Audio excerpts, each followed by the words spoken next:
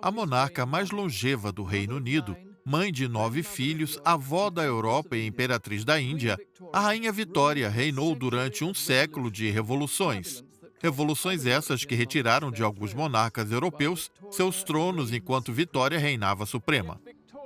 Além disso, Vitória, a grande face do império, foi sempre uma mulher que cultivou um relacionamento próximo com as pessoas ao seu redor. Alguns convencionais, outros nem tanto. O relacionamento mais duradouro da rainha talvez tenha sido com sua caneta. Ela foi uma das diaristas mais prolíficas do século XIX. Da infância à viuvez, ela transmitiu seus pensamentos para o papel, fossem assuntos de Estado, fofocas, familiares, contemporaneidades, diplomacia e morte. Ela registrava suas opiniões sobre tudo e todos. Ela era conhecida por ser sucinta, irritadiça e romântica. Ela lançou todas suas emoções no papel. As pessoas próximas a ela também temiam que seus pensamentos mais escandalosos pudessem vazar e causar alarde. A pobre mulher ainda será uma escrava física e moral do marido. Isso sempre me incomoda. Muitos de seus escritos foram destruídos após a sua morte e grande parte deles, infelizmente, foram editados por sua filha Beatriz. O que restou frequentemente revela uma mulher bem diferente da que pensávamos conhecer, a matrona vestida de preto. Eu passei os últimos 5 anos lendo os diários da Rainha Vitória e milhares de suas cartas não publicadas. Eu passei a vê-la quase como uma amiga. Há aqueles que a consideram uma egomaníaca histérica, mas para mim ela é um ser humano de paixão. Também de grande excentricidade, mas alguém que, ao contrário do que normalmente ouvimos, era fácil de ser agradada. Seus escritos são a chave para entender os fatores que moldaram a personalidade de Vitória, o relacionamento conturbado com sua mãe, os homens dominantes aos quais ela se agarrava em busca de uma figura paterna e a disputa por poderes que transformou o casamento dela com o príncipe Albert em um campo de batalha. Ela era uma filha, uma esposa, uma mãe e rainha de um império em expansão. Amigos e família chegaram e partiram, mas a caneta foi sua companheira e amiga constantes. As Cartas da Rainha Vitória. As Revelações de uma Monarca. Amarras.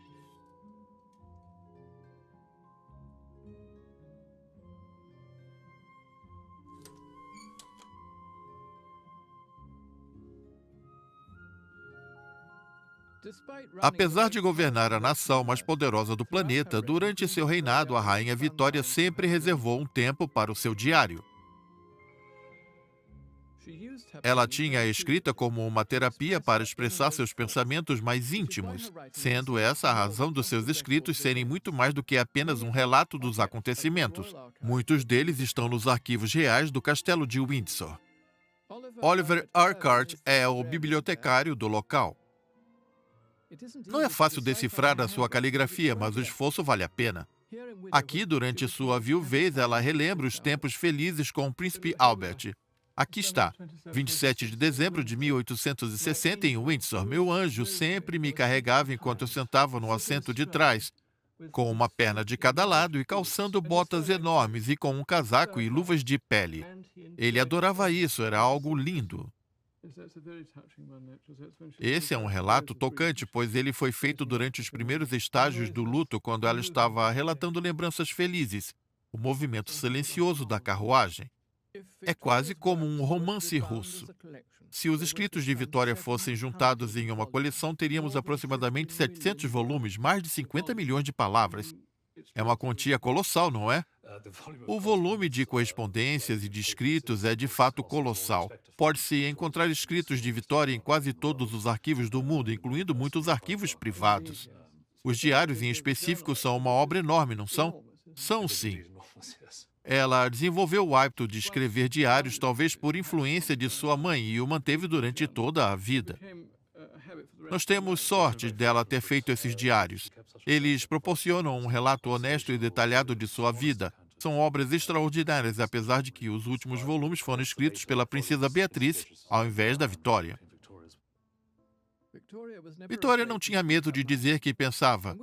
Não sabemos o que ela queria dizer com seus diários quando eles fossem editados. Oliver, por sua vez, não tem dúvidas quanto a isso. Porque a princesa Beatrice reescreveu os diários de sua mãe ao invés de deixá-los como estavam. Ela atendeu a um pedido. De quem? Da sua mãe. Se levarmos em conta que os diários foram escritos pela Rainha Vitória para ela mesma e não tendo a posteridade em mente, ela deve ter percebido que seriam necessárias edições, até mesmo ser reescrito em algumas palavras em que a Rainha Vitória sentiu que podia se expressar de maneira livre e plena, para evitar ofender membros da família ou outras pessoas. A ternura e o fascínio do que sobreviveu às edições atiça o nosso interesse pelo que Beatrice deixou de fora. Por exemplo, o que mais havia sobre a tensa relação entre a rainha e sua mãe? A dinâmica do primeiro relacionamento que Vitória teve afetou de maneira profunda a sua vida. Dizem que a morte do príncipe Albert em 1861 foi a maior tragédia da vida da rainha Vitória, mas não foi a primeira. A morte de sua mãe, 9 meses antes disso, provocou um tsunami de emoções que geraram um intenso conflito interior.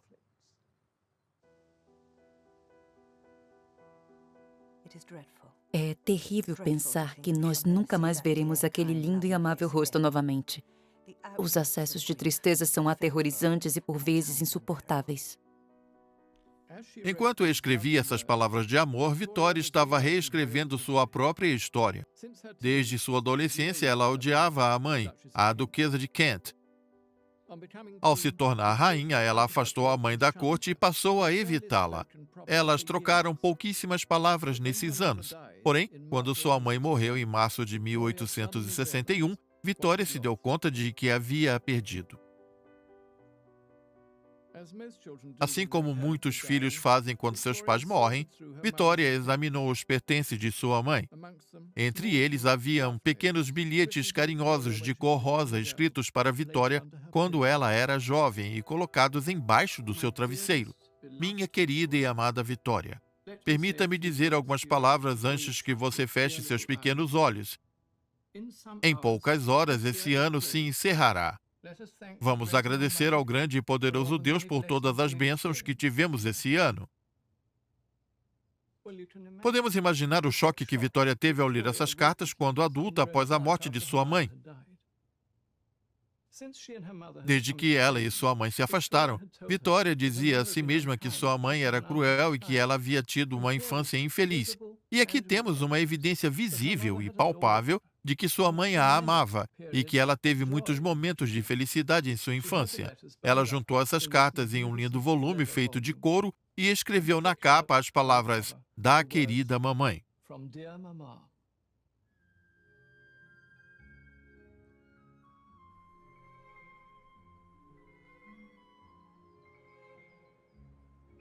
Ela nasceu em maio de 1819 no Palácio de Kensington, mas poderia muito bem ter nascido na Alemanha. Sua mãe era alemã, a princesa Vitória de Saxe-Coburgo-Saalfeld. Ela mal falava inglês. Ela era viúva do príncipe Charles de Leiningen. O pai de Vitória foi seu segundo marido, o Duque de Kent. Porém, ele morreu apenas 8 meses após Vitória nascer. Não ter conhecido o pai é tido como o fator que mais impactou psicologicamente Vitória. A rainha buscou por figuras paternas durante toda a sua vida. Após se tornar viúva pela segunda vez, a duquesa de Kent se tornou pobre considerando os padrões reais. Seu cunhado, o rei William IV, permitiu que ela continuasse vivendo sem custos no Palácio de Kensington, onde ela se tornou vítima do ambicioso John Conroy.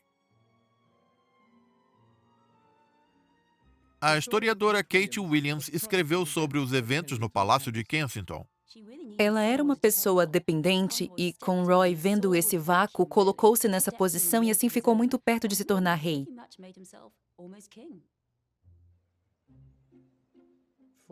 Para a pequena Vitória, que buscava um homem bondoso para seu pai, o insidioso Conroy foi uma tragédia.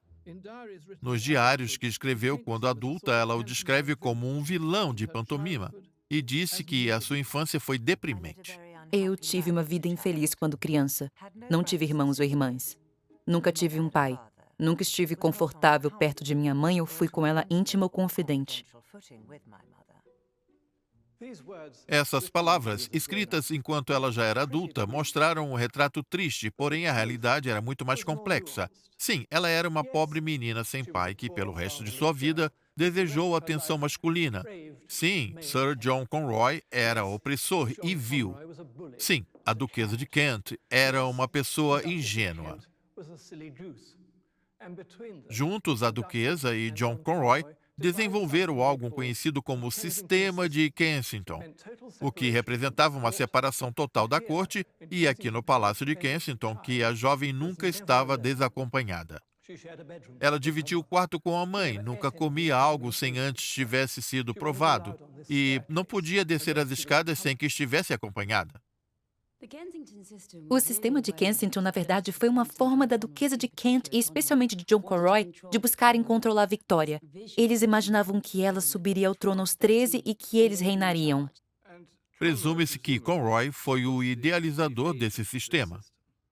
A Duquesa de Kent estava em uma posição com a qual não sabia lidar. Ela estava perdida na Inglaterra, ela sabia que a família real a odiava e não falava inglês muito bem. Conroy entrou em cena pensando, existe uma oportunidade aqui. Foi assim que Victoria, uma pequena criança, um bebê, tornou-se o passaporte de todos para a glória, as riquezas e o esplendor. Foi um regime repressivo, mas enquanto os diários de Vitória falam de uma infância solitária, devemos nos lembrar de que ela costumava reinterpretar sua própria história. Deirdre Murphy é a curadora da exposição Revelações de Vitória no Palácio de Kensington. Esta é a sala onde Victoria supostamente nasceu. Ela nasceu aqui? Sim, ela nasceu nesta sala. Uma casa de bonecas. Sim, é da década de 1820. Ela tinha muitas bonecas? Sim, ela tinha muitas bonecas. Ela mesma as fazia junto com sua governanta, a baronesa Lezen. Elas se divertiam vestindo as bonecas. Ela tinha um animal, um lindo King Charles Spaniel chamado Dash. Ela brincava com ele no jardim de vez em quando ela o vestia com fantasias.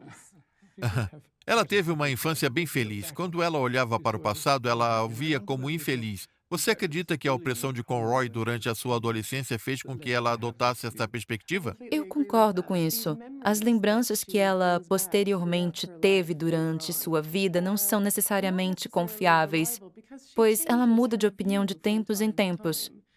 Quando sua filha mais velha, Vicky, casou-se e teve filhos, ela escreveu cartas a Vicky falando sobre como sua infância foi difícil e dando conselhos de como tratar os filhos.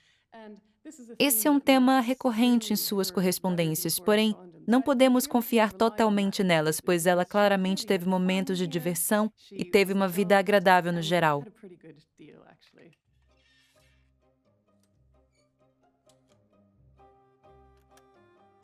Às 18h30, nós fomos à peça na Rua Drury. Era A Vida e Morte do Rei John de Shakespeare. Os personagens principais eram o Rei John e o Sr. Macready, que atuaram com louvor. Nós chegamos bem cedo e ficamos até o fim. Eu me diverti bastante. Vitória, sua mãe e Lessen ficaram encantadas. Elas costumavam frequentar a badalada West End, em Londres. O Teatro Real, na Rua Drury, era o local preferido para assistirem peças, ópera e balé. Eu e você costumávamos nos dar ao luxo de ir à ópera ou ao balé 2 ou 3 vezes ao ano. Vitória, na sua adolescência, assistia às óperas 2 ou 3 vezes por semana. A família de Vitória governou durante um período turbulento. Seu tio, o rei William IV, foi o último rei a indicar o seu primeiro-ministro contra a vontade do parlamento. O povo estava demandando mudanças no sistema eleitoral corrupto e as amplas reformas de 1832 pouco fizeram para despertar a aura de revolução que pairava no ar. Aprisionada no Palácio de Kensington, a princesa Vitória não sabia disso. Vitória, entretanto, percebeu o futuro que a aguardava. Não havia nenhum outro herdeiro legítimo do trono. Essa jovem menina, 75% alemã, era a próxima herdeira.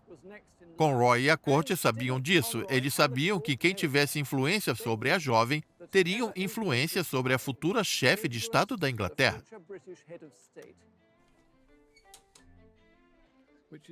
Essa é a razão pela qual, aos 13 anos, ela foi levada por Conroy e sua mãe em uma viagem pelo país. Eles acreditavam que, para que a monarquia sobrevivesse, ela precisaria ser mais visível. Livre da atmosfera claustrofóbica de Kensington, Vitória se viu exposta ao mundo exterior. Um mundo de mudanças industriais e de crescente inquietação. Ao invés de segurança do seu quarto com bonecas, ela se viu olhando de perto os rostos dos pobres sujos, de poeira e fuligem. Ela escreveu sobre o que viu em seu diário que havia sido dado por sua mãe e que era lido por ela mesma. Nós acabamos de passar por uma cidade onde ficam todas as minas de carvão e é possível ver o fogo dos motores brilhando ao longe em muitos locais. Homens, mulheres, crianças, chão e casa são todos pretos. A professora Jane Ridley escreveu a vida da rainha. É interessante.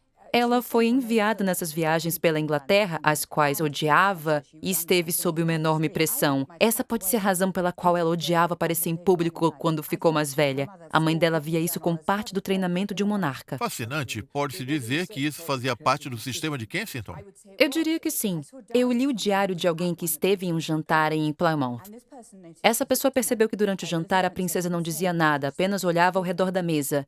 Eles perguntaram: o que tem de errado com ela? Por que ela está encarando todo mundo? Conroy disse: ela está treinando para se lembrar de todos. Ao final, ela precisa ir até a mãe para ser testada. Se lermos seu diário, veremos uma enorme lista de nomes. Ela não conhecia nenhum deles e não tinha como saber quem eles eram. É difícil dizer exatamente quando foi, mas durante sua adolescência, a princesa percebeu que sua mãe e Conroy estavam planejando. Vitória havia se dado conta de que era um peão no jogo do poder político e ela sentiu que era usada por sua mãe junto com John Conroy contra ela.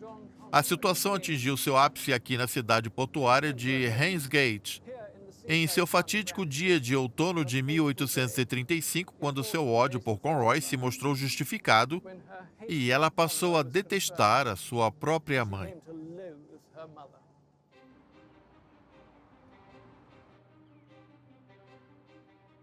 Tudo ocorreu após uma viagem ao norte. Vitória estava exausta e doente quando eles chegaram aqui no Hotel Albion. Ela estava com a garganta inflamada e começou a piorar. O médico visitou-a e disse que ela estava bem. A mãe se recusava a acreditar nela e achava que ela estava exagerando, e Conroy disse que era fingimento. A situação se estendeu por dias e Victoria ficou bastante doente. Onde hoje trabalhadores estão construindo um novo hotel, Vitória estava deitada em sua cama padecendo. John Conroy aproveitou essa oportunidade. Ele entrou abruptamente no quarto dela e tentou convencê-la a abrir mão dos poderes que ela tinha como rainha. Seu plano era formar uma regência onde a duquesa de Kent governaria no lugar de Vitória. E, obviamente, John Conroy controlaria a duquesa.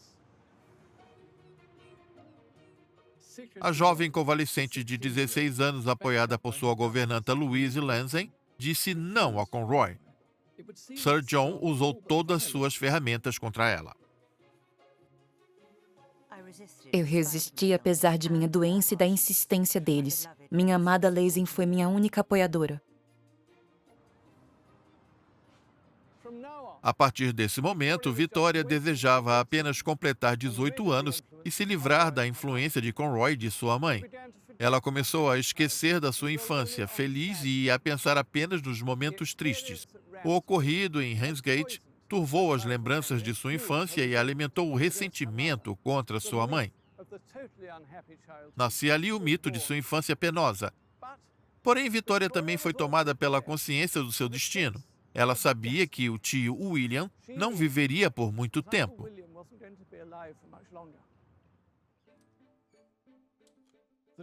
O rei teve 12 filhos, mas não tinha nenhum herdeiro legítimo vivo. Em junho de 1837, ele teve uma parada cardíaca enquanto dormia. Vitória foi acordada pela mãe. Eu me levantei da cama e fui até minha sala de estar vestindo roupas de dormir, sozinha, e os vi. Ajoelhados à sua frente, o arcebispo de Cantuária e o lorde de Chamberlain eram agora seus súditos. Vitória, mais alemã do que inglesa, Agora era a rainha. Ela estava pronta para desempenhar esse papel. A sobrevivência da própria monarquia dependia do seu êxito. Sou bastante jovem, talvez inexperiente em alguns assuntos, mas não em todos. Porém, tenho certeza de que poucos possuem mais verdadeira boa vontade e maior desejo de fazer o que é adequado e certo do que eu.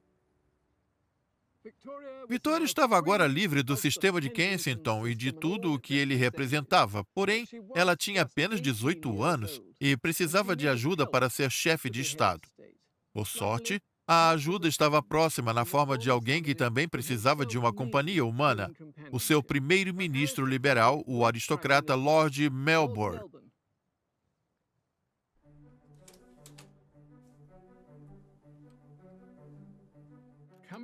Chegada a hora, surge uma figura paterna. Melbourne era tudo que Conroy não foi. Ele era amável, carinhoso e tinha inteligência emocional. Ele viu quais eram suas necessidades e deu tudo isso a ela. Em seu diário, a rainha Vitória descrevia a si mesma como uma pequena garota sem pai. O primeiro-ministro de 58 anos garantiu que ela se sentisse independente e em segurança sob seus cuidados. Foi ele quem preparou Vitória e organizou sua esplendorosa coroação aqui na Abadia de Westminster, em junho de 1838. Desde 1066, quase todos os monarcas ingleses foram coroados aqui. Vitória foi sendo preparada para esse importante momento de sua vida e da vida da nação desde o nascimento.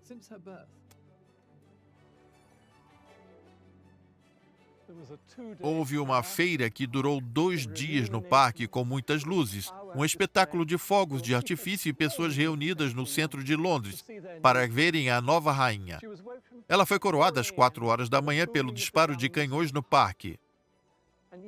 No entanto, ela não mencionava sua mãe uma vez sequer ao relatar esse evento em seu diário. A figura central para Vitória no dia da sua coroação foi o Lord M.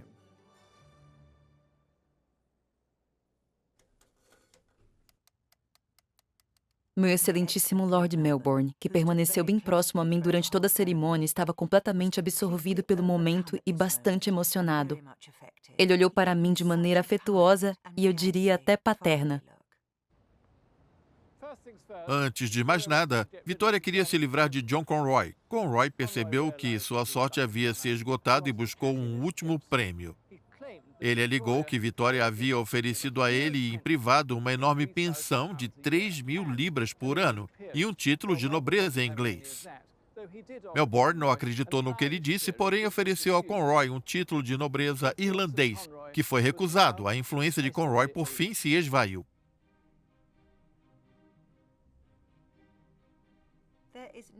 As divertidas anedotas e histórias que Lord Melbourne conta não têm fim. Ele as narra de maneira muito empolgante e engraçada. A profunda amizade que surgiu entre eles deu à jovem rainha a segurança da qual ela necessitava e a Lord Melbourne, vindo de um casamento fracassado, alguém para cuidar. Eles se encontravam todos os dias, às vezes durante 5 horas. Eles cavalgavam juntos, montavam quebra-cabeças e jogavam cartas. Ele realizava todas essas atividades e, por meio dessa proximidade constante com a rainha, ele conquistou muita influência e poder. E dessa forma foi capaz de ditar a ela as funções que ela exerceria. Ele conquistou algo do qual muitas pessoas tinham inveja. Foi aí que sua educação teve início.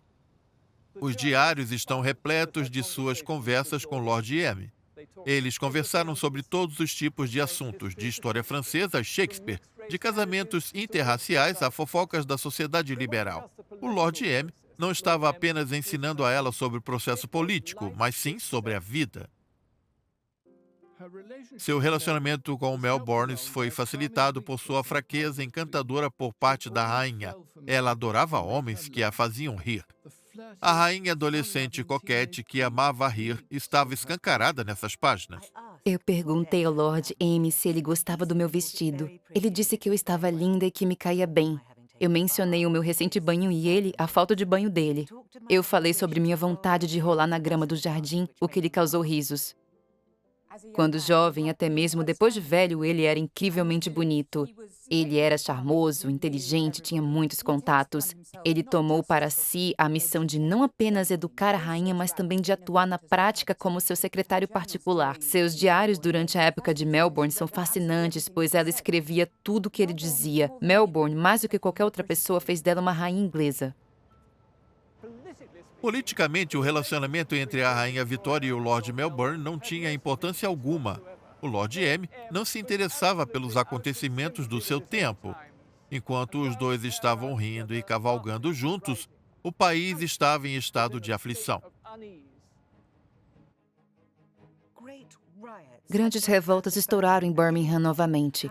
Casas foram incendiadas e saqueadas, algo que ele, Lord M, temia que fosse esperado. Melbourne protegeu Vitória, no entanto, o movimento nacional pela emancipação da classe trabalhadora, que culminou na Carta do Povo, não podia ser ignorado. O mercado de açúcar estava enfrentando problemas e, em 1839, o fracasso do parlamento na questão da independência da Irlanda obrigou Melbourne a renunciar. Antes, ela se sentia segura e amada. Agora, ela se sentia solitária. Toda minha felicidade se foi. Aquela vida pacífica e feliz foi destruída. O querido e bondoso Lord Melbourne não é mais meu ministro. O primeiro-ministro que o substituiu foi o conservador Sir Robert Peel. Ele não tinha um charme, senso de humor e não sabia se divertir. O charme do Lord M tinha dado a ele o poder sobre Vitória.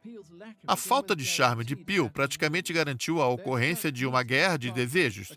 A primeira reunião deles gerou uma crise constitucional. Peel disse imediatamente: "Você precisa substituir suas damas de companhia e suas camareiras. Todas elas são liberais, mas agora devem ser conservadoras." Victoria não gostou disso.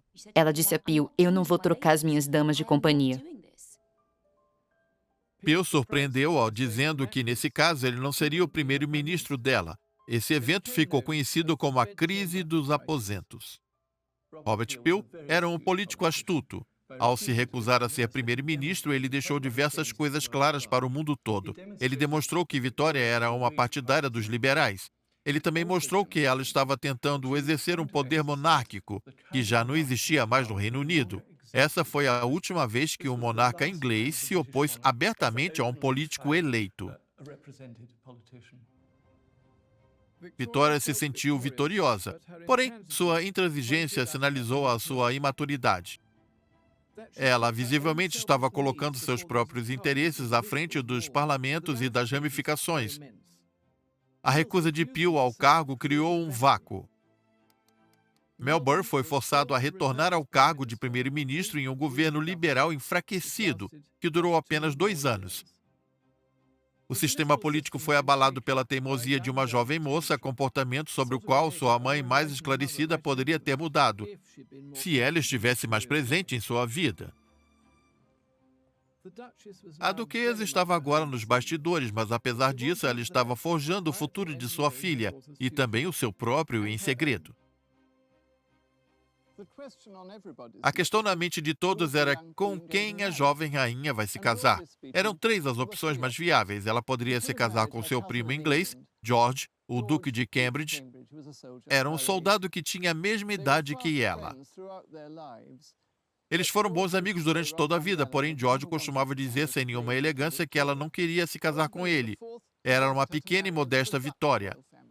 O velho William IV queria que ela se casasse com alguém da família real holandesa, porém Vitória se recusou a fazer isso. Os 2 príncipes disponíveis eram tremendos paspalhões. Estava então uma terceira alternativa, uma que tinha o apoio do seu tio Leopold, o rei dos belgas, e de sua mãe, que era formar uma aliança política junto ao seu primo. Desde 1714, os Hanover, a família real inglesa, possui raízes alemãs. Vitória era uma descendente de membros dessa família, porém sua mãe vinha de uma outra linhagem, o Saxe-Coburgo-Gotha, assim como Albert. Eles viram nesse casamento uma oportunidade para que a família tomasse efetivamente o controle da Grã-Bretanha. Eles viram nesse casamento uma oportunidade para que a família tomasse efetivamente o controle da Grã-Bretanha. Eles já haviam se conhecido quando adolescentes. Albert e seu irmão Ernst Então, com 17 anos, conheceram Vitória em uma reunião familiar na Inglaterra. Ernest era mais alto e bem-humorado. A sua primeira visita foi na companhia de seu irmão Ernest. Ela achou Ernest mais interessante porque ele era o mais bem-humorado e divertido. Porém, quando eles se encontraram uma segunda vez, ele havia se tornado um homem muito bonito. Casar-se com ele foi uma decisão hormonal da parte dela. Em outubro de 1839, o príncipe de olhos claros, agora com 19 anos, partiu da Alemanha para visitá-la. Vitória, 3 meses mais velha e com 30 centímetros a menos de altura, ficou completamente encantada por ele. Albert é realmente muito encantador e extremamente bonito, com olhos bem azuis, um belo nariz e lábios tão lindos sob um pequeno bigode com suíças bem discretas. Sua silhueta é linda, seus ombros são largos e sua cintura é fina. Meu coração está acelerado. Hoje, sabendo quão importante era esse momento, é difícil não ficar um pouco pasmo pela inocência das emoções de Vitória quando ela vislumbrou o jovem Albert pela primeira vez. Eles estavam destinados a se tornarem os avós da Europa e um dos casais mais famosos da história. Porém, o caminho que os aguardava era tortuoso. Vitória, bastante vulnerável emocionalmente, ela era também a princesa mais desejada da Europa, talvez do mundo.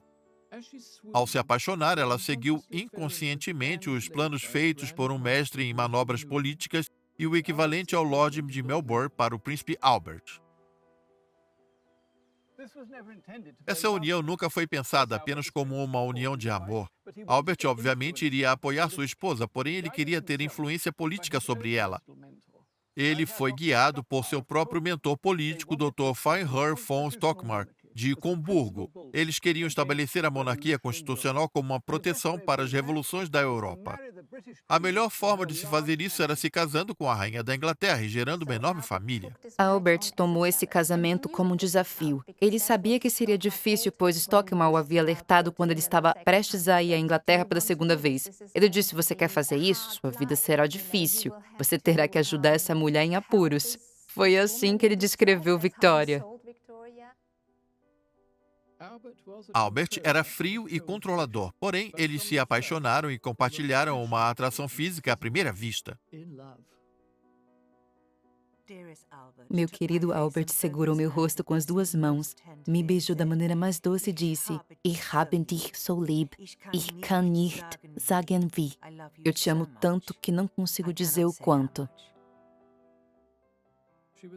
Ela estava tão enfeitiçada por Albert pela sua beleza, pelo seu talento e sua capacidade de tocar piano, e também de comentar sobre suas óperas favoritas com ela. Mal conseguiu perceber o quanto sua própria liberdade e personalidade que ela estava abrindo mão quando pediu que ele se casasse com ela. E eles se casaram. Nós 2 fomos para a cama, para a mesma cama onde eu me deitei ao lado dele, em seus braços e em seu peito, e ele me disse muitas palavras carinhosas que nunca tinham sido usadas para se referir a mim. Esse foi o dia mais feliz da minha vida. É certo que havia uma enorme atração sexual entre eles. Acredito que sim. Quando lemos seus diários, ficamos impressionados com a transparência dela. Ela falava o quão lindo ele era, como era maravilhoso ser tocada por ele, coisas do tipo. Quando casada, ela adorava quando ele colocava e tirava as meias dela. E também os primeiros momentos de intimidade. Ele trazia muita satisfação a ela no sentido físico. Quanta sorte! Que sorte! A duquesa de Kent não teve tanta sorte. Vitória já não era mais uma criança e se sentia capaz de mostrar a todos sua força. Ela se afastou de sua mãe. A duquesa de Kent era uma mulher em pedaços. Ela não conseguia acreditar que Victoria não queria vê-la. Victoria queria se afastar de sua mãe em todas as ocasiões e toda a corte percebeu isso. Vitória confidenciou em seu diário a frieza com a qual tratava sua mãe. Foi percebido que após o casamento eu beijei a rainha-mãe e apenas apertei a mão de mamãe. Eu afirmei que era verdade. É doloroso ler os clamores de uma mãe rejeitada em busca da aprovação da sua filha insensível. No ano seguinte ao casamento de Vitória, sua mãe escreveu a ela: Vitória, por que você é tão fria e indiferente com sua mãe que tanto a ama?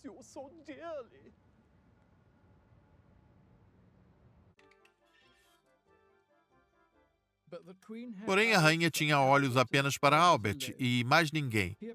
Era como um sonho que havia se materializado. Vitória estava nas nuvens.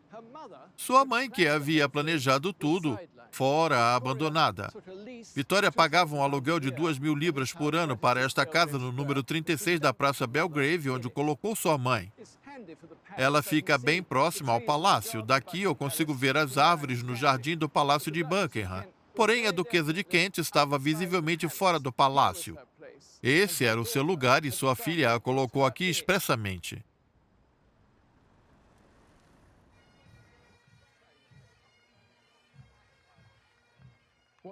O que Vitória queria agora era solidão, romance e diversão na companhia do seu marido, o super-herói Príncipe Albert. Eles se refugiaram na região mais romântica e distante da corte londrina, nas Ilhas Britânicas. O emotivo Albert estava com saudade do lar. As paisagens e o povo o lembravam sua pátria, a Alemanha.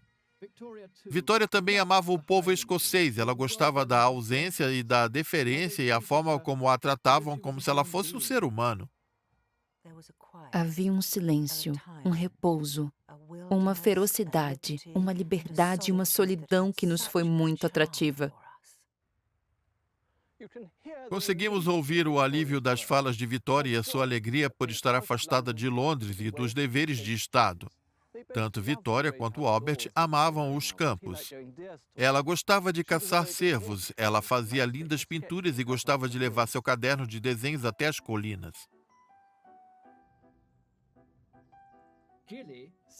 O guia Sandy Reid sabe quais são os locais que conquistaram o coração dela. Quais eram os lugares favoritos dela por aqui? Teve uma época em que ela adorava fazer piqueniques em Tulloch, a colina que fica bem ali. Era seu lugar favorito para piqueniques. Ela montava um pônei com uma sela lateral para subir a colina e Albert ia caçar enquanto ela esperava o seu retorno para fazerem o piquenique. Você sabe se o príncipe Albert era um bom atirador? Bom, acredito que ele não era um atirador competente. Aparentemente, ele nunca tinha sorte.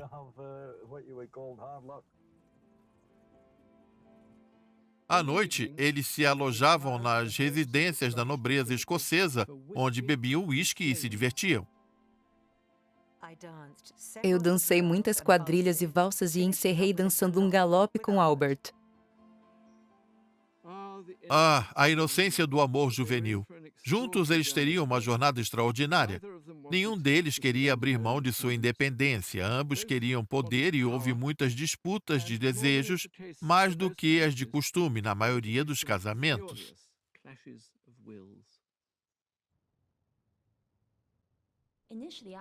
Inicialmente, Albert acreditava ter vencido, pois Victoria disse que o obedeceria durante a cerimônia de casamento, porém foram apenas palavras. Victoria via Albert como um ajudante e nada mais. Ela escrevia as cartas e ele aplicava o mata-borrão. Era esse o papel dele. Ele queria ser rei e ter poder. Albert queria controle e tudo o que ele precisava fazer era deixar o tempo agir. Um mês depois do casamento, Victoria ficou grávida. Ela ficou abatida durante sua primeira gravidez. Tudo havia acontecido rápido demais. Ela escreveu para seu tio Leopold, que ficou animado em saber disso, e disse: "Se depois do meu trabalho duro eu vi uma menina desobediente, eu vou afogá-la." Victoria sentiu-se confusa. Ela amava Albert e ele queria mais filhos. Porém, a cada gravidez, ela precisava dar a ele mais poder executivo. Ele não levou em conta a ira dela.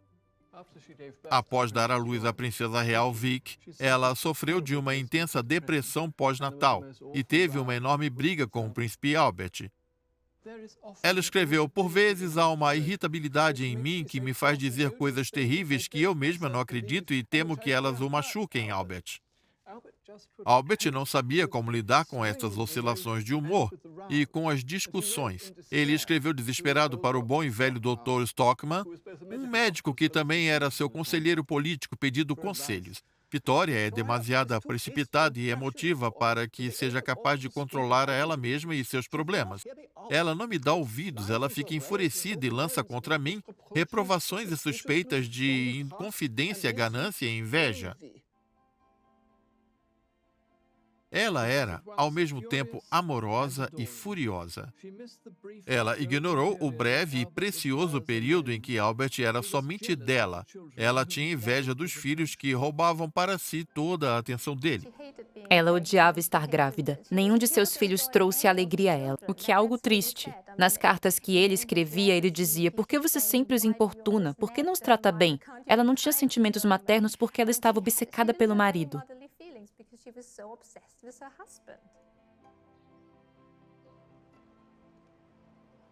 Vitória estava em uma posição complicada. Por um lado, ela era a rainha da Inglaterra. Por outro lado, era uma jovem mulher casada que frequentemente perdia a compostura e às vezes beirava a insanidade.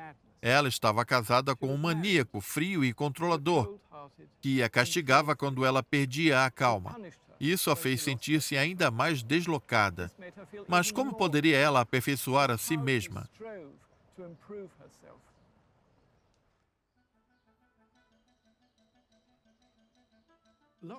Dentro do castelo de Windsor é onde estão os diários mais fascinantes da rainha escritos durante o seu casamento. Eles eram o segredo de Vitória e demonstravam como Albert havia colocado ela em uma montanha-russa de emoções que iam da raiva ao encanto até a autoflagelação.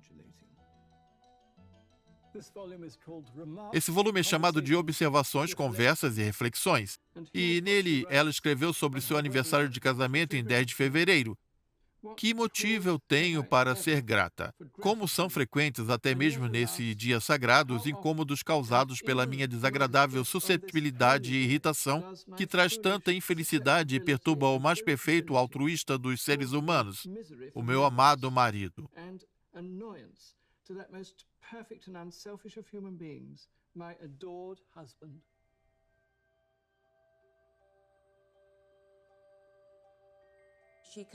Ela confidencia todos esses pensamentos abjetos de como ela é indigna e como ela não consegue se controlar.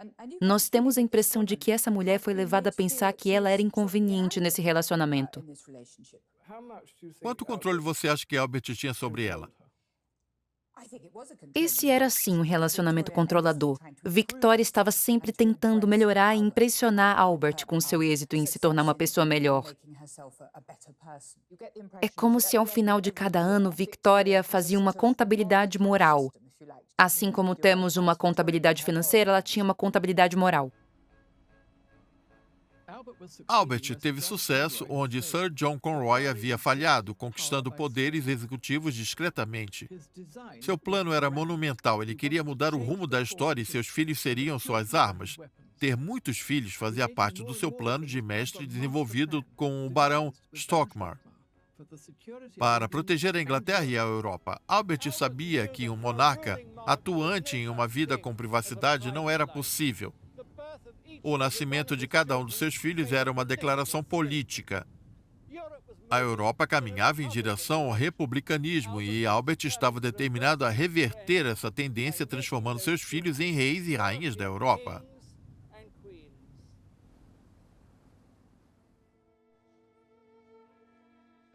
Albert não queria ser considerado um jovem rapaz de Comburgo que timidamente se encaixou às tradições da Casa Real inglesa. Ele precisava ser visto como uma força política e, para isso, buscou por uma manifestação física poderosa da sua presença. É por isso que, em 1845, ele adquiriu essa propriedade, Osborne, na ilha de Wight, em uma vista com Solent, um dos pontos mais idílicos do sul da Inglaterra. Esse seria o seu projeto. Ele o desenhou e construiu. Osborne seria a materialização dos ideais do príncipe Albert, de uma vida em família e ideais para que a rainha Vitória apoiasse com entusiasmo.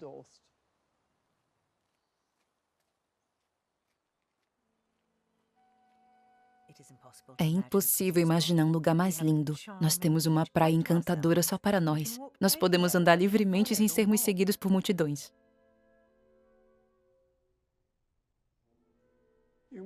Você pode achar que estamos entrando em um palácio de um príncipe da Itália renascentista, como aqueles que o príncipe Albert havia visitado em sua adolescência. De certa forma, você está correto. No entanto, esse é o palácio de um príncipe renascentista moderno. O projeto arquitetônico foi feito por Albert, assim como a decoração interior original. Todas as pinturas e esculturas são baseadas nos ideais iluministas. Originalmente, o projeto era minimalista. As pequenas peças e enfeites foram ideia de Vitória. Quando vieram para cá, ela tinha 3 filhos pequenos, por isso ela o deixou tratar das questões estéticas de bom grado. Porém, conforme a família crescia, a ambição dela aumentava. Essas mesas na sala de estar da Rainha Vitória são uma recordação simbólica do quanto ela passou a depender do marido, uma para Albert, outra para ela. Na realidade, era Albert quem fazia a maior parte do trabalho corriqueiro de chefe de Estado, assinar papéis, ler documentos do gabinete e assim por diante. Enquanto Vitória dava à luz a 9 filhos, Albert acumulava para si cada vez mais poder político.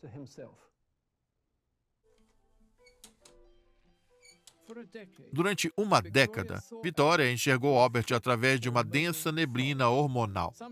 Em alguns momentos, sua determinação fraquejava. A cada dia fico mais convencida de que, para que nós sejamos boas mulheres, femininas, amáveis e domésticas, nós não podemos ser aptas a reinar. Outro grande diarista vitoriano, Charles Grenville, escreveu que, mesmo que Vitória tivesse o título após alguns anos de casamento, Albert era, para todos os efeitos, o rei. A vida da família real foi imortalizada de maneira marcante nessa pintura a óleo do artista alemão Walter Hauter. Quando a pintura foi exposta pela primeira vez na Academia Real em 1847, ela foi criticada. Eles achavam que faltava decoro à rainha da Inglaterra, pois ela estava com muita pele à mostra. Seu marido estava tocando a mão de sua esposa com um dedo sedutor. Mas o aspecto mais interessante nessa pintura para mim é que, apesar da rainha Vitória estar usando o seu diadema, é Albert quem está no centro das atenções.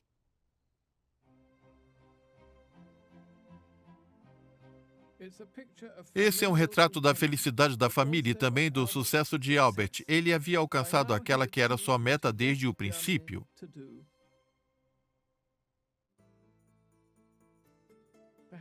Talvez seu maior êxito tenha sido a princesa Vicky. O que quer que acontecesse a Albert, no futuro ela continuaria seu trabalho e talvez até controlasse sua mãe.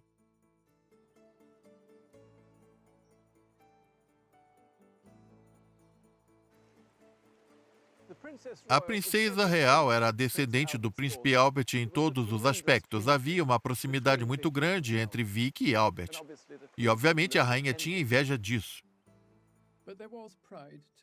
Mas ela também tinha orgulho. A família estava visitando o castelo de Blair em 1844, quando se depararam pela primeira vez com uma propriedade do norte de Balmoral. A rainha escreveu sobre sua satisfação com o crescimento da filha. Albert desceu as escadas enquanto eu segurava seu braço e Vicky segurava sua mão em meio à sonora aclamação do povo no caminho para a carruagem.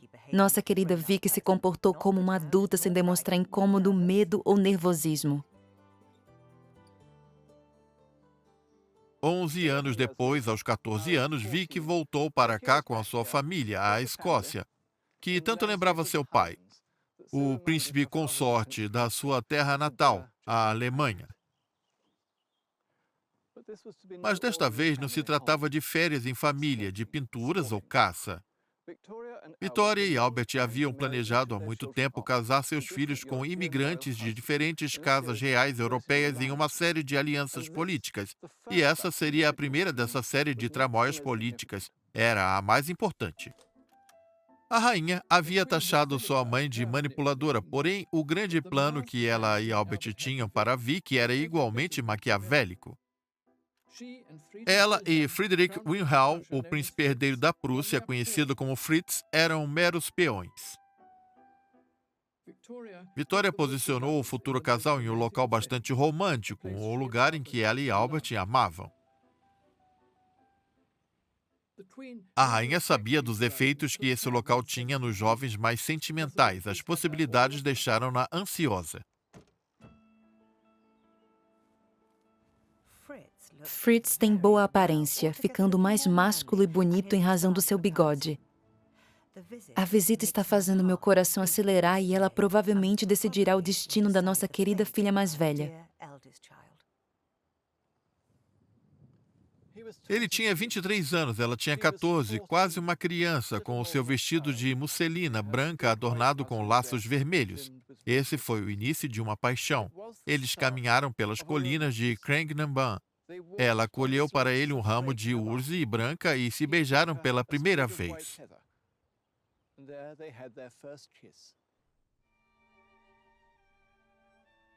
O plano deu certo. Vicky adorou Fritz. E naquela noite ela foi até o quarto de sua mãe para contar isso.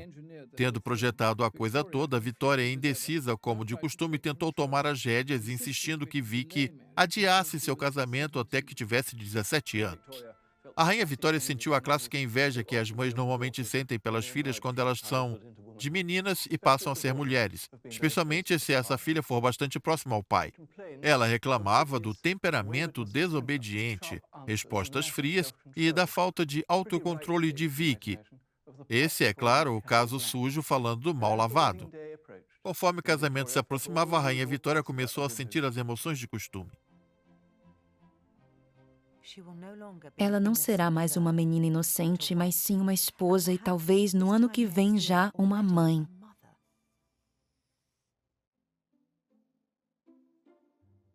Eles se casaram em janeiro de 1858 e, a partir de então, o casal foi morar na Prússia. Assim, teve início uma das correspondências mais notáveis da história, onde a monarca de um país tentava controlar o comportamento da princesa herdeira de outro país por cartas. A rainha Victoria escreveu muitas cartas com reprimendas. Ela não queria soltar a filha. De certa forma, é engraçado que Vitória achava que ainda poderia controlar a forma como ela comportava na corte, como ficar de pé, quando se sentar e todos os mínimos detalhes. É mesmo ridículo, né? A ponto de que as autoridades alemãs escreverem uma carta a Londres pedindo para que a rainha, por favor, parasse de bombardear a princesa herdeira com essas cartas horríveis. Quando Vicky escreveu que Fritz seria pai e a situação ficou bem tensa, a maioria das mães, ao menos, finge estar feliz com a expectativa de se tornar uma avó. Porém, não foi isso que aconteceu quando Vicky ficou grávida. Ter 9 filhos causou um grande abalo psicológico na rainha Vitória e também teve impactos em seus casamentos. Nas cartas que ela escreveu a Vicky, vemos que ela não economizou palavras. O que você disse sobre o orgulho de dar vida a uma alma imortal é lindo. Querida, mas não posso dizer o mesmo. Eu penso muito mais que somos como vacas e cadelas em tais momentos onde nossa pobre natureza se torna animalesca e entediante. Querida, seja sensata, razoável, comedida, mas não passe seus dias rodeada por enfermeiras e amas de leite, pois isso arruína uma moça jovem e intelectual. A rainha era uma das metades do casal mais famoso daquela era. Nas suas cartas para Vicky, ela escreveu que seu pensamento ambivalente sobre o casamento, dizendo verdade sobre a princesa Beatrice, certamente teria apegado a ela se tivesse visto, mas ela não viu. Elas estão na Alemanha e são um verdadeiro tesouro, pois essas cartas podemos ver a rainha como ela era. Seus pensamentos que ela transmitia 2 ou 3 vezes por semana para sua filha na Alemanha, sobre todos os assuntos possíveis, como sua insatisfação com homens e casamentos. Todo casamento é um sorteio. A felicidade é sempre uma troca, mesmo que seja bastante agradável. A pobre mulher ainda será uma escrava física e moral do marido. Isso sempre me incomoda. Escrever dessa forma deve ter sido bastante catártico para ela. O relacionamento da rainha com todos os seus filhos, a inveja e as críticas mostraram como ela foi imensamente afetada pela tensão e pelas pressões nos anos iniciais de sua vida ao lado de sua mãe. Ela nunca retomou esse relacionamento e, em 1861, seu tempo se esgotou. Desde que Vitória se casou e teve seus filhos, veio sendo uma avó exemplar. Nenhum aniversário era esquecido e nenhuma celebração era ignorada. Mas desde que Conroy havia sido banido por completo do início do reinado, a pobre duquesa de Kent viveu com um constante temor que um dia ela seria ostracizada.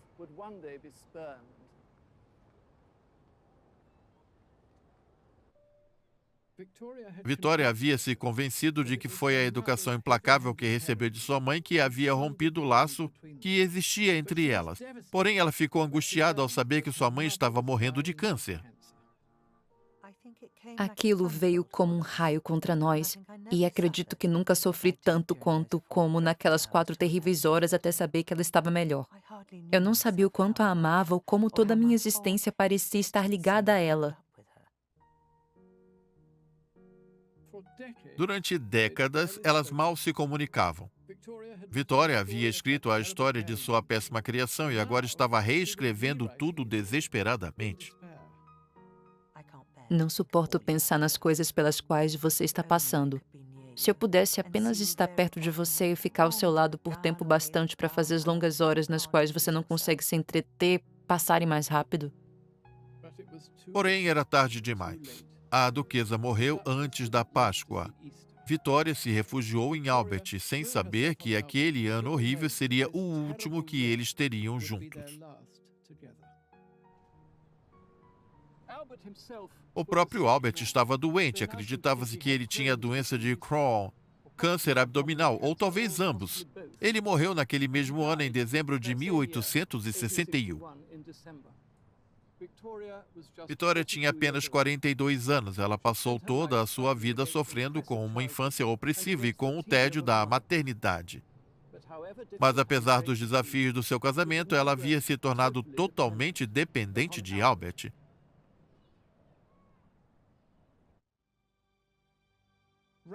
Ela lamentou a seu tio Leopold escrevendo: A pobre bebê sem pai agora é uma viúva de 42 anos, abatida e de coração partido.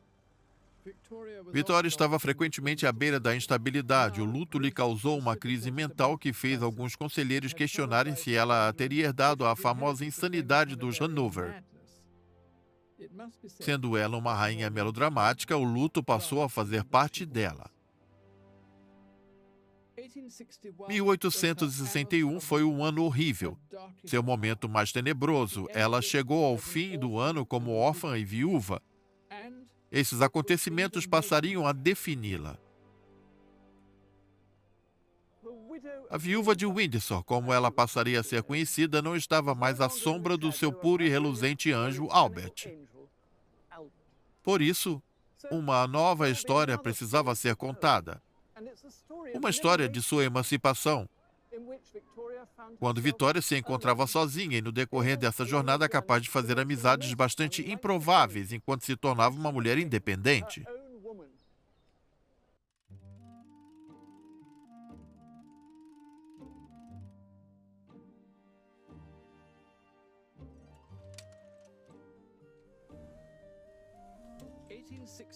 Em 1861 foi o ano horrível da rainha Vitória. As mortes de sua mãe e de seu marido a deixavam angustiada, e ela deixou Londres. Presumia-se que sua ausência da capital significava que ela estava inativa e paralisada pelo luto. Em seu diário, ela lamentou a perda do seu amado amigo e amparo. Ele fazia tudo em todos os lugares. Eu não fazia nada sem ele. Fossem questões grandes ou pequenas, eu sempre dizia, preciso consultar Albert. Em seu delírio, ela transformou o homem com o qual tinha ressentimentos e brigas em um semideus. O que Vitória, aos 42 anos, não percebeu é que o casamento a havia infantilizado. O casamento pode causar isso. Ela passou a depender de Albert para absolutamente tudo. A primeira coisa que ela fazia pela manhã era ir até ele e perguntar qual vestido devo usar. Ele a restringia e a controlava tanto na política quanto na vida pessoal. Sua vida havia chegado ao fim, mas a dela não. Pouco a pouco, ela abriria suas asas e se tornaria livre.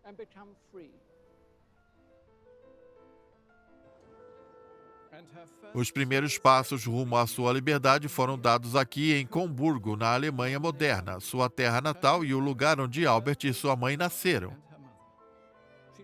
Ela confessou o caso amoroso que tinha com a Alemanha em seu diário. Se eu não fosse quem sou, meu verdadeiro lar seria aqui.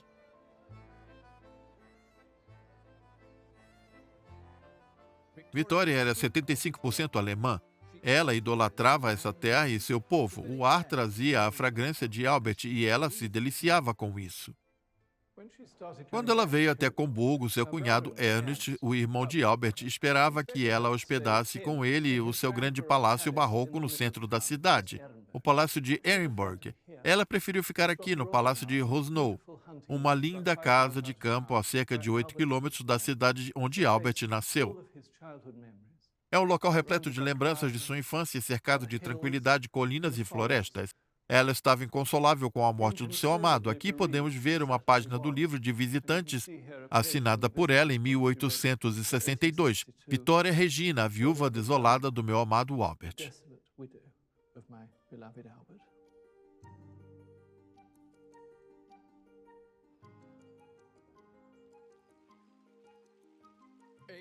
Um dos descendentes diretos do príncipe Albert mantém a linhagem viva até hoje no Palácio de Kallenberg. Hubertus é o príncipe hereditário do Saxe-Coburgo-Gotha.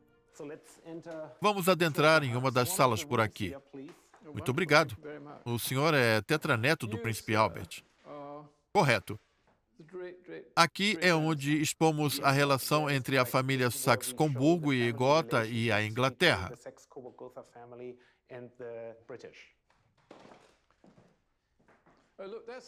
Esse Winterhalter é maravilhoso. Esse é o príncipe Albert de Saxe-Coburgo e Gotha. E isso foi após a sua chegada na Inglaterra, sim, no início da década de 1840, antes do seu cabelo cair. Veja que pintura exuberante.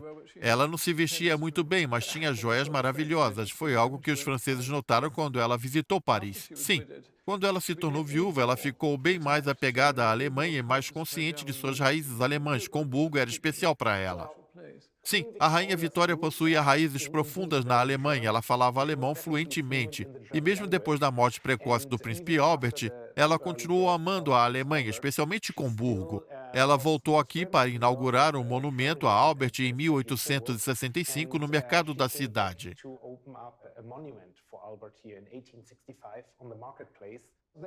Essa foi uma das pouquíssimas aparições públicas que ela realizou após a morte dele. Compreendo. A Vitória, desde sua juventude, sempre gostou de um drama. Ela quis que seu luto ficasse extremamente patente, vestindo preto para sempre. Ela queria que todos compartilhassem a sua tristeza.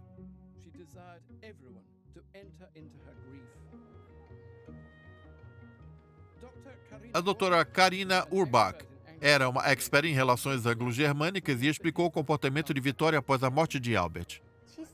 Ela não entendia de psicologia, pois Albert disse a ela: não exagere quando eu partir. E ela fez o exato oposto. Ela o colocou em um pedestal e arrastava seus filhos uma vez por ano ao quarto onde ele havia morrido e dava sermões frequentes dizendo como ele era maravilhoso. Era algo ridículo, porque seus filhos começaram a odiar e a ter ressentimentos por esse pai idealizado. O resultado foi o contrário. Ela voltou a Comburgo várias e várias vezes. Sim, o que ela mais queria era viver em uma casa de campo na Alemanha com Albert. Esta terra era o lar deles, não é? Era. Ela se sentia tranquila aqui, pois ela podia ser uma pessoa diferente na Alemanha. Na Inglaterra, ela era a rainha, mas na Alemanha, como Albert costumava dizer, ela era apenas uma pequena senhora. Vitória podia ser uma pessoa tomada pela tristeza, mas certamente ela não era uma pessoa incapaz. Ela estava prestes a demonstrar a sua astúcia política na Alemanha, que na época não era o país unificado que conhecemos hoje. A Alemanha era apenas uma ideia. A pergunta era, será que os inúmeros ducados e cidades-estado alemãs conseguiriam se unir em uma federação pacífica ou aceitariam ser intimados pelo reino da Prússia ao norte até se tornarem uma nação militarista moderna? Essa era a questão política primordial nos tempos de Vitória e nessa questão ela desempenhou um papel fundamental. No verão de 1863, a rainha veio até o palácio de Hindenburg e, enquanto esteve aqui, ela intermediou diálogos entre a Prússia e a Áustria, antes de qualquer outro diplomata. Esse foi seu primeiro grande trabalho após ter se tornado viúva. Eu fiquei tão nervosa tratando de assuntos de Estado sozinha. Não tenho mais meu amado Albert para me guiar, incentivar, aconselhar e capitanear através deste grande desafio. Aqui, nos salões dos gigantes onde os pais de Vitória se casaram, nós tivemos Vitória, a diplomata, reunir-se com ninguém menos do que o imperador da Áustria, e juntos eles fizeram um brinde em homenagem à união da Alemanha. Tão cedo em sua viuvez, nós vemos Vitória sozinha, porém como uma mulher independente, negociando não em prol da Inglaterra, mas em prol de uma Europa pacífica.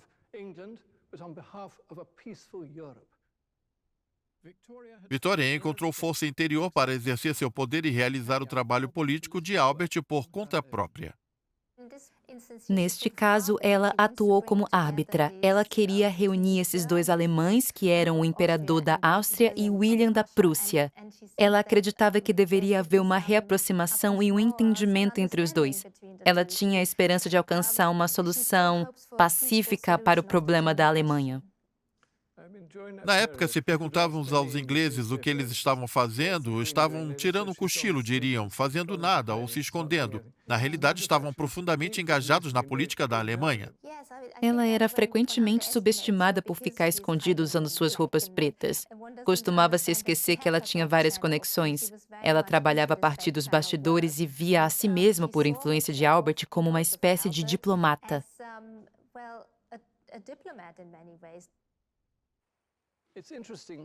É interessante vermos a rainha da Inglaterra se envolvendo intimamente na política europeia em decorrência do casamento de seus filhos e também do seu próprio casamento. Na época, os políticos britânicos queixavam de sua monarca que ela era muito sentimental e reclusa, não fazia seu trabalho e não tinha interesse em questões políticas importantes.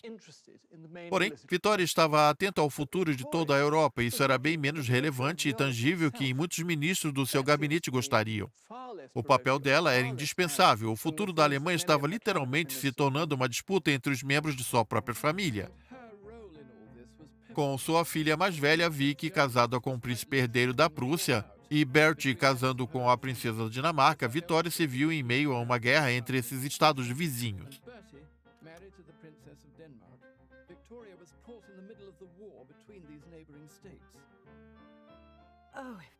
Se somente a esposa de Bertie fosse uma boa alemã ao invés de uma dinamarquesa, não pela questão da influência política, mas pela questão da paz e harmonia dentro da família. É horrível ver o pobre garoto no lado errado. Os assuntos pessoais de Vitória eram algo político. Mesmo sendo apoiada veementemente pela Alemanha, ela sentiu que qualquer mãe sentiria uma tristeza por ver sua família em lados opostos de uma disputa política. Enquanto Vitória mostrava sua resiliência no cenário mundial, envolvendo-se em guerras e de relevância global na Europa, ela também estava desfrutando de mais liberdade na sua vida pessoal em casa. Quando jovem, ela sempre esteve em busca de figuras paternas, do galante Lord de Melbourne ao anjo Albert. Agora ela tinha outro homem ao seu lado.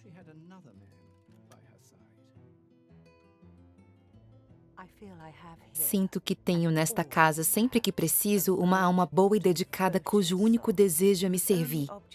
Só Deus sabe o quanto eu preciso de alguém para cuidar de mim.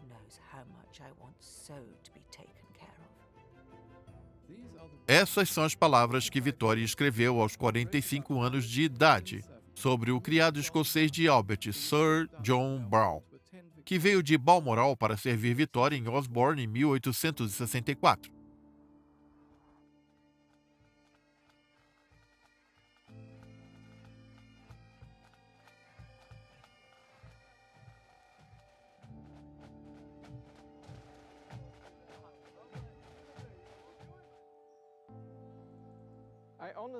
Eu acredito sinceramente que se não fosse pelas Highlands escocesas e pela amizade de John Brown na década seguinte à morte do príncipe Albert, a rainha Vitória teria perdido completamente a sanidade. Ela se apaixonou pela Escócia em sua primeira visita ao país com Albert. A indiferença dos escoceses era algo revigorante, levado em conta a agitação do castelo de Windsor e do palácio de Buckingham. Foi assim que John Brown, com seu kilt e sua barba e 7 anos a menos, se tornou a nova dependência masculina de Vitória com seu companheiro mais próximo e melhor amigo.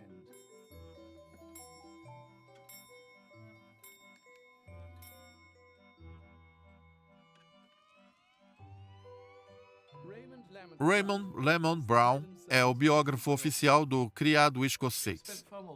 Ela passava mais tempo com John Brown do que com qualquer outra pessoa. Sim, mais do que com membros da família. Correto. Ele ia até ela sempre que ela precisava. Ele a conhecia muito bem. Acredito que a sua família e seus ministros não a compreendiam. Apesar dela estar rodeada de pessoas o tempo todo, ela era bastante solitária. John Brown disse abertamente: "Eu acho que você é só uma menininha solitária que precisa ser trazida para fora de si mesma."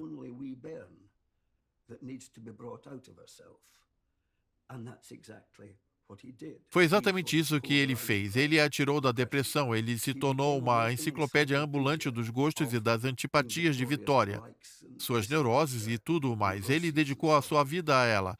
Ele nunca tirou férias e sempre esteve por lá. Em alguns aspectos, esse foi um compromisso maior do que aquele que Albert fez com seus votos de casamento, pois ele jurou servidão absoluta. Sim, Albert obviamente tinha seus próprios interesses enquanto servia, porém o comprometimento de John Brown, do nascer ao pôr do sol, era como a Rainha Vitória.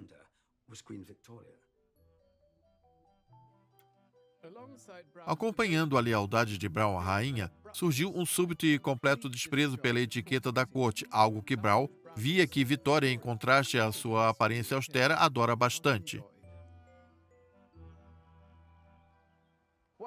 Enquanto essas qualidades de Brown enfureciam o palácio, elas eram exatamente o que tornavam o companheiro ideal para Vitória. Apesar de ter sido um grande homem, Albert era sensível, antiquado e não compartilhava o gosto de sua esposa por banquetes e bebida. Brown, por outro lado, adorava o uísque e bebia com frequência. Ele gostava de colocar o uísque no leite da rainha e dizer: "É para matar a sede." Vitória negaria o que vou dizer, mas foi Brown quem a libertou de Albert. Ele libertou o potencial interior dela para a diversão e o hedonismo, algo que ela adorou. Saúde!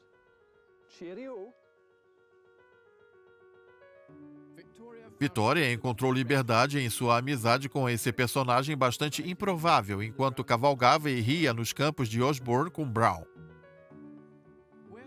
Por ser aprisionada pelas cruéis maquinações de Sir John Conroy em sua infância e ter sofrido com um marido controlador e arrogante, ela amava a transparência e dedicação total e exclusiva de Brown a ela.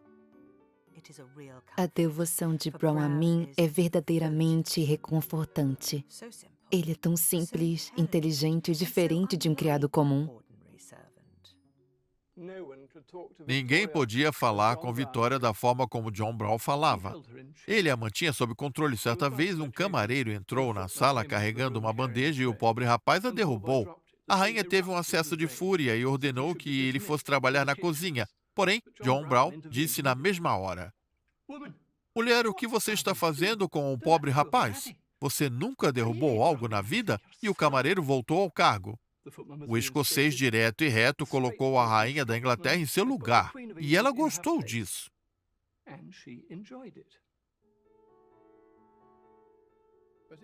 Mas não era somente a sinceridade de Brown que a atraía. Ele também satisfazia uma profunda necessidade emocional de Vitória. No 4º aniversário da morte de Albert, ela foi contra todas as convenções ao levar Brown para prestar suas homenagens no mausoléu de Albert. O que ela escreveu em seu diário naquele dia mostra o quão marcante foi a relação de Brown pela Vitória. Quando ele foi até meu quarto mais tarde, ele estava muito emocionado. Ele disse com seu jeito simples e expressivo, com um olhar lastimoso e terno enquanto as lágrimas desciam pelo seu rosto: "Eu não queria que você fosse a Frogmore hoje. Eu sentia sua dor. Mas o que eu poderia fazer por você? Por você eu até morreria." Acredito que ninguém poderia substituir o príncipe Albert, porém ela precisava de uma muleta em forma de homem e John Brown deu isso a ela.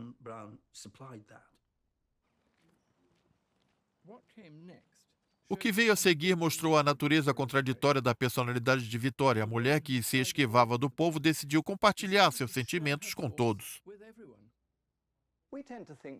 Costumamos pensar que Diana, a princesa de Gales, foi quem primeiro pensou em compartilhar sua dor. Porém, a rainha Vitória fez isso bem antes dela, ao decidir publicar trechos de seus diários pessoais. Folhas do Diário de Nossa Vida nas Highlands.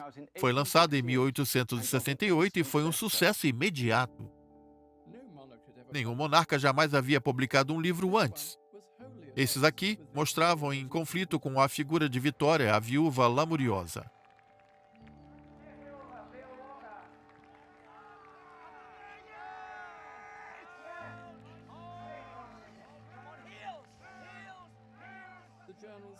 Os livros costumavam ser sobre suas atividades ao ar livre. Ela se sentia eufórica ao se aventurar pela Escócia assistindo a eventos locais e aos jogos anuais de Highlands.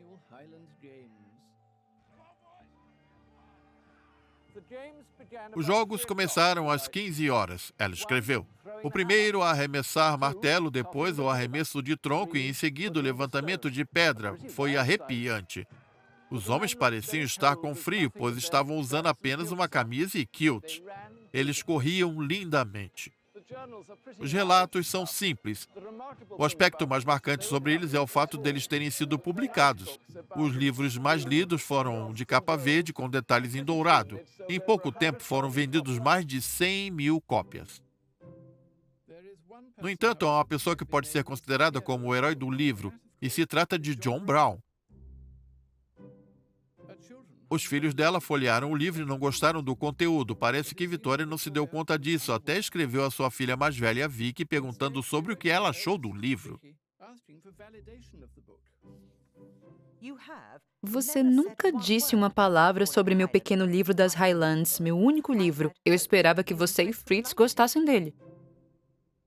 A razão pela qual Vicky estaria evitando esse assunto é que a idolatria evidente de sua mãe por Brown estava causando um escândalo. Um folhetim deselegante intitulado As Pernas de John Brown foi publicado em Nova York. Ele era dedicado àquelas pernas extraordinárias com seus machucados e arranhões. Aqui está a rainha vendo o joelho machucado que o kilt de John Brown não cobria. Céus, que belo joelho! O mais hilário nisso é que, enquanto os norte-americanos estavam vendendo esse folhetim, a rainha estava escrevendo um terceiro volume de As Folhas do Diário de Nossas Vidas nas Highlands. Na prática, uma biografia de John Brown. A corte e os políticos ficaram horrorizados. Alguém precisava ser encarregado de dizer a ela que esse livro era extremamente inapropriado. Eles escolheram o pobre Deão de Windsor, que foi até a rainha, e ele disse que escrever sobre as lembranças de sua vida com Brown não era uma boa ideia e que o conteúdo poderia ser distorcido. Ela teve um acesso de raiva. Porém, ela acatou o conselho do sujeito e o assunto morreu ali. Eu me pergunto se esse livro ainda existe nos arquivos de Windsor ou se a princesa Beatriz, a destruidora, o eliminou. Graças à filha mais nova de Vitória, Beatriz, não restou nenhum traço da vida da rainha com John Brown em seus extensos diários, estando apenas o silêncio, visto que seus filhos queriam apagar Brown e qualquer outra coisa que fosse inapropriada da história. É uma enorme lástima que uma escritora diarista tão prolífica em sua era como a rainha Vitória tenha sido tolhida de suas palavras, a suspensão causada pelo efeito oposto no qual ela é destinada. Ao invés de nos fazer esquecer de John Brown e Vitória, ela nos deixa obcecados pelo assunto. O que sabemos é que, ao escolher John Brown, Vitória mostrou que era uma mulher desesperada por companhia independente nas repercussões sociais. Ela mudou bastante desde a época em que era esposa submissa de Albert. Com Brown, ela estava livre para fazer o que quisesse. É claro que havia suspeitas de que ele estava dormindo com Vitória. Essa é uma questão que envolve machismo. Caso ela fosse um rei que estivesse dormindo com uma criada, ninguém teria ligado. Era a visão de uma mulher atravessando a barreira das classes que os incomodava. Especialmente quando cresciam os rumores de um casamento secreto e até mesmo de um filho da rainha com seu criado escocês.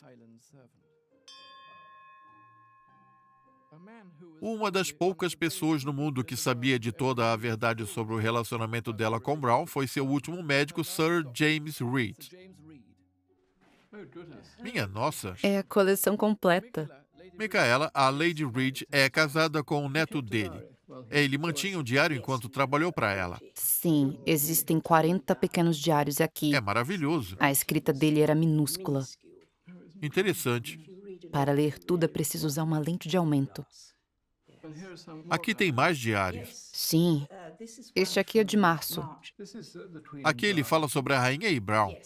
Ela sofreu uma queda. A rainha e Brown precisaram subir e descer a escada várias vezes. Brown foi quem carregou a rainha, pois Reed não tinha permissão para tocá-la. Ele tinha permissão para oferecer o braço. Ele tinha permissão para oferecer o braço. Não, muito menos subir e descer as escadas carregando-a. Não muito menos subir e descer as escadas carregando-a. Eles riam disso e se divertiam bastante. E ele já podia carregá-la nos braços. No dia seguinte, ele disse que a rainha andou um pouco pela sala. Brown levantou seu kilt e disse: "Está doendo aqui?" Ela levantou a saia rindo e respondeu: "Não, dói aqui." Ela agarrou a mão dele e colocava no seu quadril. Acredito que ela levantou seu vestido e apontou para o joelho. Imagine uma mulher levantando vestido nessa época. Era algo impensável. Eles claramente tinham muita intimidade. Havia a crença na família Reed que o Dr. Reed sabia da natureza da relação deles? Sim, nós costumávamos provocar a vovó, como a chamávamos, a viúva do médico, falando dessa relação e de John Brown. No que você acredita? E ela não respondia nada, ela apenas ria e minimizava os fatos. É nisso que você acredita? Não acredito que eles fossem casados ou que tivessem uma relação imoral. Eles expressavam seus sentimentos em público com frequência. Se eles tivessem um caso, eles teriam buscado ser discretos. Há também questões físicas, como soubemos por meio dos exames realizados pelo Dr. Reed após a morte dela. Ela tinha um prolapso uterino, o que tornava qualquer relação extremamente dolorosa e até impossível. Por isso, não acredito que houve esse tipo de relacionamento ou que eles tiveram um filho. Isso seria absurdo. De fato, como pudemos ver. Sim.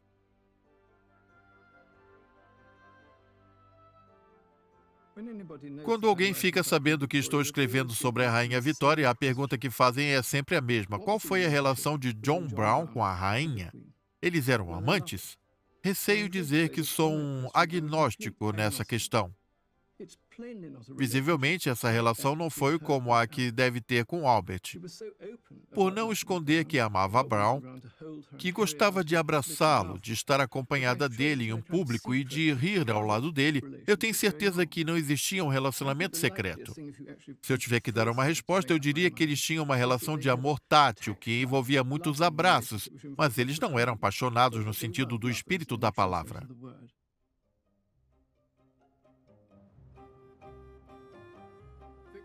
Vitória nunca gostou das tradições, apesar de ter dado seu nome a uma era conservadora e de moderação.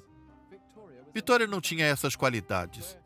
Tendo amado a fraqueza de Brown, ela não suportava aqueles que se retraíam perto dela. Eu achava que seu reservado primeiro-ministro liberal, W.E. Gladstone, era uma pessoa intolerável. O Sr. Gladstone é um homem perigoso, arrogante, tirânico, obstinado que não tem nenhum conhecimento de mundo ou da natureza humana. Vitória não tinha papas na língua. Ela usava todas as armas do seu arsenal e seus males psicológicos e físicos para combater o que ela acreditava ser ataques dos liberais à própria monarquia.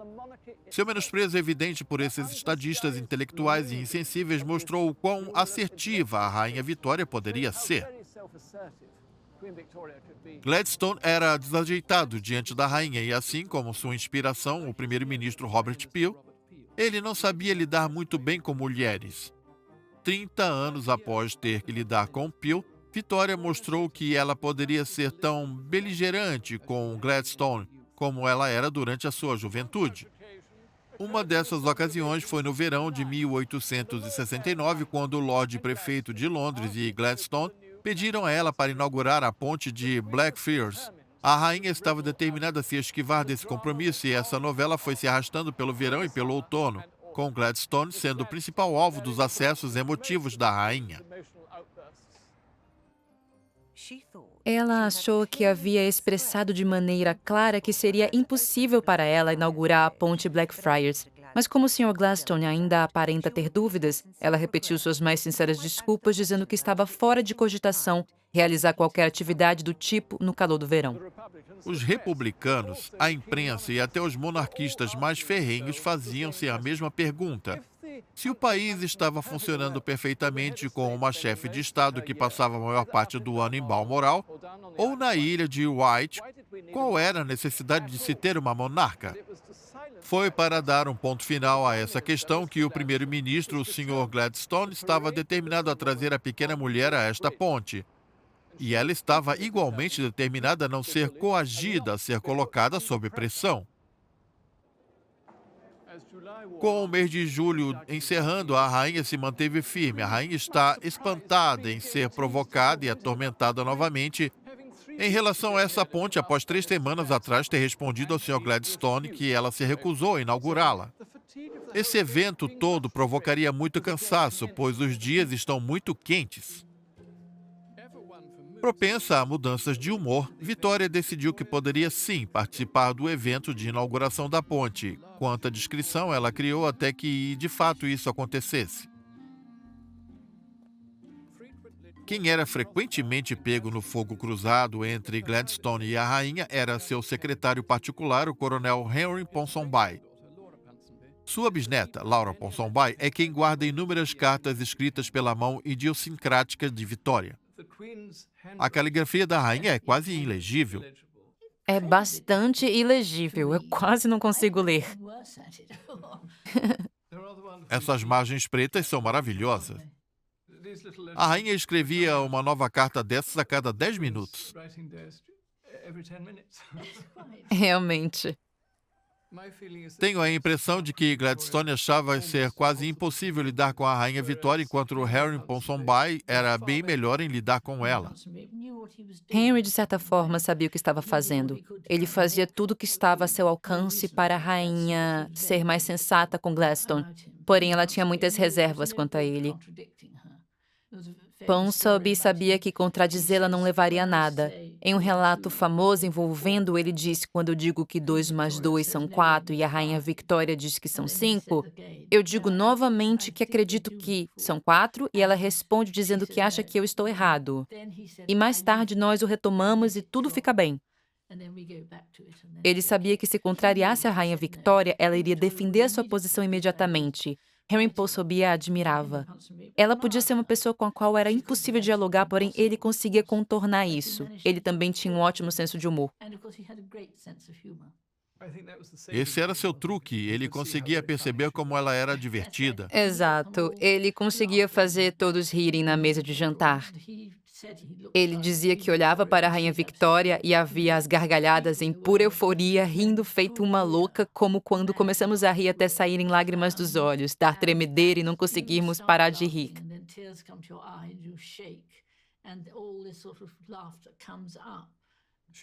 Ela tinha muito desses ataques. É verdade. Ela sempre estava gargalhando. Gladstone não costumava rir. Acredito que não.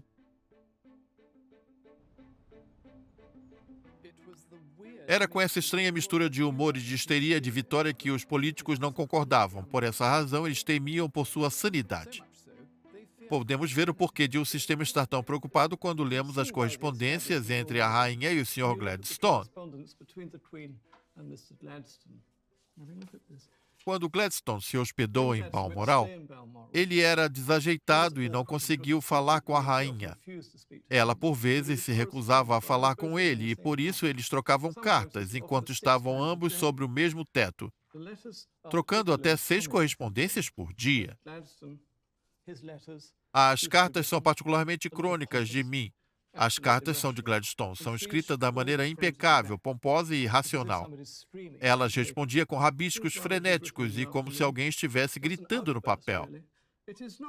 Essa aqui foi escrita durante uma tarde. Trata-se de uma reclamação. Não é ao Tahiti, mas é ao Nurulu, que as reclamações referentes ao príncipe Alfred se referem. A que isso se referia, ninguém sabe. Essa é apenas um fragmento, mas podemos ver com quem Gladstone estava lutando. Vitória mostrou impetuosamente que seu primeiro-ministro, inúmeras vezes, que era a rainha, não conseguia convencê-la a fazer o que ela não queria fazer. Vitória continuou sendo hostil a Gladstone até mesmo no dia em que ele morreu. O grande velho permaneceu agarrado ao seu cargo mesmo após desenvolver incapacidades físicas. Ao todo, ele foi o primeiro-ministro durante 26 anos. Para mim, o que a Rainha Vitória fez de pior na vida foi a forma como ela se comportou quando Gladstone anunciou sua renúncia. Ele dedicou toda a sua vida e serviço ao seu país e ela não o agradeceu sequer uma única vez.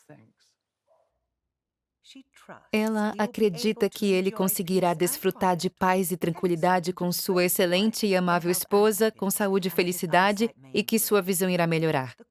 A rainha ofereceria de bom grado um título de nobreza ao Sr. Gladstone, mas ela sabe que ele não o aceitaria. A piora da saúde e a morte de Gladstone pouco impactaram a rainha. Alguns anos antes disso, ela havia tomado o lado do seu adversário político, Benjamin Disraeli, por preferir sua política de conservadorismo da nação una. Porém, de tudo ela sabia fazê-la rir. Na residência privada de Disraeli, no coração de Buckinghamshire, o curador Robert Bandy guarda com orgulho os numerosos presentes que Vitória dava a Disraeli. Essa é a sala de jantar. Temos vários quadros da casa que foram presentes dados pela rainha. Todos eles têm uma coroa no topo para indicar quem os deu. Caso haja dúvidas, para não haver dúvidas. Uma visita não convencional a Hongren em 1877 mostrou as habilidades políticas e o charme de Disraeli. Quando Disraeli buscou a rainha na estação de Wincombe, ele levou consigo 2 carruagens, uma delas com cavalos mais velozes.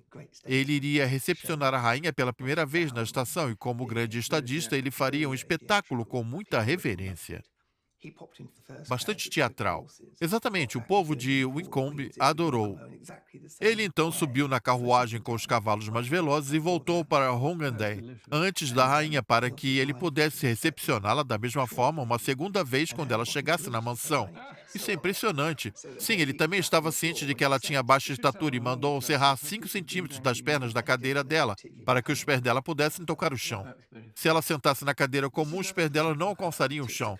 Ele achava isso não seria digno de uma monarca. Interessante. Esse é outro presente dela, é a compilação dos discursos de Albert. Isso é extraordinário, pois ela não gostava dele na época em que ele era apenas um parlamentar. Porém, ele foi se tornando útil para ela, pois enquanto Gladstone conversava com ela sempre como se estivesse em uma reunião política, Disraeli fazia completamente o oposto e contava a ela os burburinhos e boatos, enviando recados a ela 2 ou 3 vezes por dia. Ela também tinha um senso de humor bem definido e gostava de ver como narrava os acontecimentos no parlamento. Ela se divertia com cartas dele. Esse aqui na chaminé quem é? Esse é John Brown. Foi um presente da rainha de Disraeli. Os dois eram forasteiros. Disraeli foi o mais improvável dos primeiros ministros vitorianos e Brown estava completamente fora da esfera social da rainha antes de se tornar tão próximo dela. É verdade. Tanto Brown quanto Disraeli deram à Vitória a lealdade que ela tanto desejava. Ela deleitava-se com os elogios sem fim e a atenção de Dizzy. Ele é tão cheio de poesia, romance e cavalheirismo. Quando ele se ajoelhou para beijar minha mão que ele havia tomado com ambas as mãos dele, ele disse com amorosa lealdade e fé: Disraeli não apenas divertia e galanteava a Vitória, ele compreendia os desafios emocionais da vida dela. A professora Jane Ridley escreveu as biografias tanto de Disraeli quanto da Rainha Vitória. Disraeli não a tratava como uma mulher estúpida. Disraeli a tratava como uma rainha exótica e maravilhosa. Ele também a tratava como uma semelhante. Ele a deixava emocionada quando enviava a ela lindas cartas confidenciais, contando vários acontecimentos, dizendo que era o ministro dela e que juntos eles iriam governar o país. Então ele a fez se sentir feliz. Antes disso, ela enfrentou uma geração de homens velhos e aterrorizantes, como ela costumava dizer, que a menosprezavam e não lhe agradavam da mesma forma. Disraeli ficou de joelhos e a elogiou desde o início. Ela adorou aquilo. Quem não adoraria? Todos adoravam a queda que a Vitória tinha por Disraeli e a manipulação descarada que ele realizava. Ele a apelidou de a Fada Rainha. Ele tinha muito carinho por ela, mas ela estava preparada para utilizar essa amizade para fins políticos. O Reino Unido estava caminhando rumo a uma era que todos os homens adultos poderiam votar. Muitos políticos temiam que isso implicaria em uma guinada inevitável para a esquerda. Disraeli acompanhava esse movimento de perto e sabia que as centenas de milhares de homens da classe média baixa e da classe trabalhadora eram conservadores naturais. Vitória se tornou a figura perfeita para o conservadorismo da nação una de Disraeli. Seu plano usaria Vitória como um símbolo de poder britânico não apenas no país, mas também no império ao redor do mundo. Demonstrando enorme astúcia e criatividade política, Disraeli proclamou Vitória como imperatriz da Índia em 1º de janeiro de 1877. Ela ficou contente com o título. Meus pensamentos foram tomados pelo grande evento de hoje em Delhi e em toda a Índia, onde fui proclamada Imperatriz da Índia. Hoje, pela primeira vez, eu assinei com as iniciais VRII.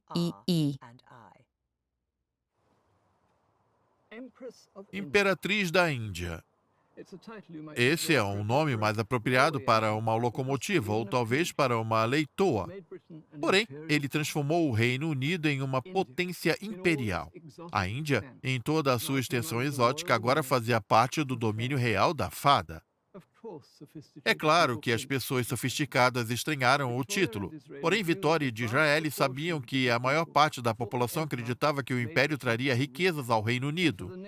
Pelos próximos 80 anos, o Império foi o orgulho dos conservadores e do Reino Unido a um motivo de inveja para que não façam parte dele.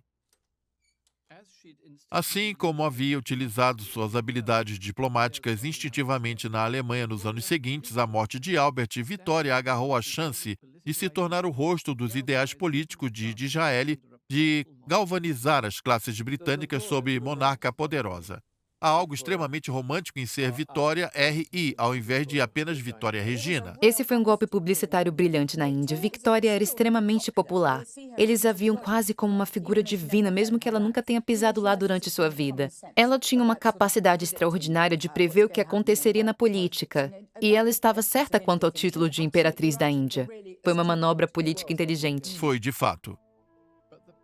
Porém, o romance político desse par não iria durar para sempre. Disraeli permaneceu na política até sua morte. Vitória preservou sua grande admiração por ele até o fim, concedendo a ele o título de Lord Beaconsfield. Ela ficou abalada com sua morte. Não consigo escrever na terceira pessoa, neste momento terrível, quando mal consigo enxergar devido às lágrimas. Vitória fez uma confissão extraordinária para sua amiga Lady Walton Park. Eu sei que você sentirá minha dor pela perda de alguém insubstituível. Eu perdi muitos, mas nenhuma dessas perdas será sentida tão profundamente quanto a do querido Lord Beaconsfield. São palavras extraordinárias quando consideramos que recentemente ela havia perdido sua adorada filha Alice. Quão intenso foi o luto dela pelo príncipe consorte. Elas mostram o quão próxima a Vitória havia se tornado, tanto na política quanto em sentimento de Dizzy. Gladstone foi um primeiro-ministro ditatorial. Disraeli foi o seu maior e mais leal amigo. Como se a morte de Disraeli não fosse o bastante para Vitória, apenas 2 anos depois veio a morte do homem que pode ter sido o maior amor de sua vida, John Brown. A rainha ficou devastada. A viúva sem pai estava sozinha novamente. A extensão da tristeza de Vitória no papel é conhecida apenas parcialmente. As palavras a seguir escaparam da censura impiedosa de Windsor. Estou terrivelmente entristecida com essa perda, que me tirou alguém que era tão dedicado e afeiçoado em me servir e que fez muito pelo meu conforto pessoal. Essa é a perda não apenas de um criado, mas de um verdadeiro amigo. Passando por períodos de amor e de perda inúmeras vezes, Vitória possuía uma resiliência admirável e perseverou apesar de toda a sua tristeza. Longe de ficar abatida por sua viuvez, ela teve forças para se reinventar e havia visivelmente se tornado uma nova mulher aos 68 anos na celebração do Jubileu de Ouro. A multidão, dos portões do palácio até a abadia, era enorme. Este dia inesquecível deixará as lembranças mais gratificantes e empolgantes de todas.